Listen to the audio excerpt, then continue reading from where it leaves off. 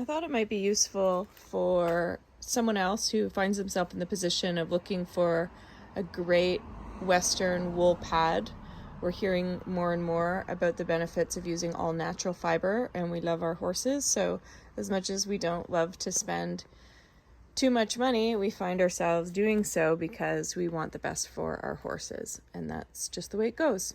So I'm going to do a review of 3 pads. The first is the 5-star Performer pad. This is probably the most popular, most highly rated pad on the market. Certainly here in Ontario, Canada, where I am.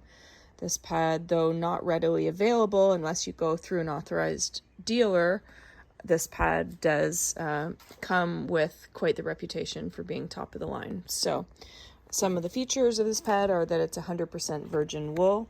It's also, as you can see here, it is an F11 rated felt with no synthetics. It is a pure virgin wool felt. It has a compression ratio of 6.0 psi and a tensile strength of 200 psi, which allows your weight to be dispersed. And I think that's what's really going to set this pad apart, is the compression, and those 2 figures that I just mentioned, because like you cannot compress this within your fingers. This is a lot of strength in this condensed wool pad. Also the durability for 2,000 hours of riding time, and again the industry standard rating of F11 on the felt, and that's where it gets the compression rating of 6 psi and 200 psi tensile strength. So very well known pad, very highly revered pad. I think to order the Performer 32 by 32 1-inch directly from 5-star with conversion to Canada currency, and then with tax, you're looking at somewhere around $500. And then you'll also be paying your import fees and import and shipping, unless, again, you go through an authorized dealer, in which case you still will pay shipping. And I think you'll still pay shipping, but you'll definitely pay tax, and sometimes you'll pay greatly reduced or non-existent import fees, which is why you save if you can get in on an order with an authorized dealer. Still looking at probably a $530 to $550 pad for the 1-inch thickness, the 32 by 32. So there you go. Performer 1-inch 32 by 32. Gorgeous pad. I've used it twice. This one is actually for sale. Not as recommended to have the 1-inch for a big fat barrel horse, a big round, I should say, barrel shaped horse, and it just makes it a little more rolly. However, there are lots and lots of people that ride with the 1-inch as a minimum standard. Certainly ranch work and trail riding. There's lots of examples where I've been asking around and people have said they will not ride their horses in less than a 1-inch. In particular with young horses, with thinner horses. There's lots of examples where people swear by this particular thickness. This is a saddle pad. So it's worth every penny. There you go.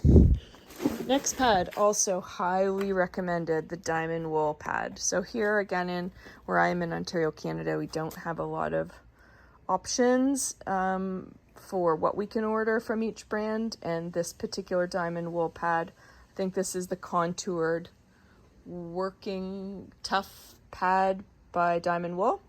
You can see that it certainly seems like there's lots of wool content here.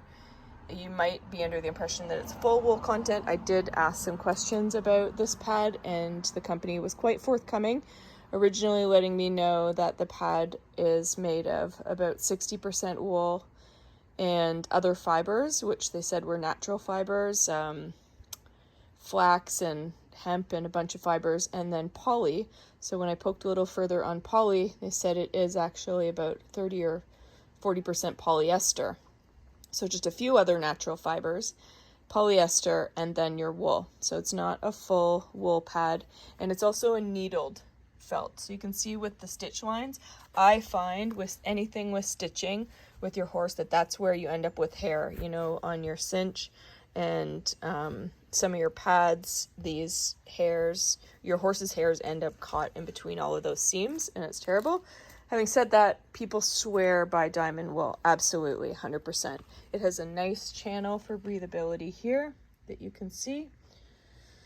You can see the other fibers because I don't have a white horse at all. So these are just other hairs of all different fibers that are used in this pad. Okay, some of them probably got picked up from other horse things, but they are just different fibers in the wool because you can see that it's throughout.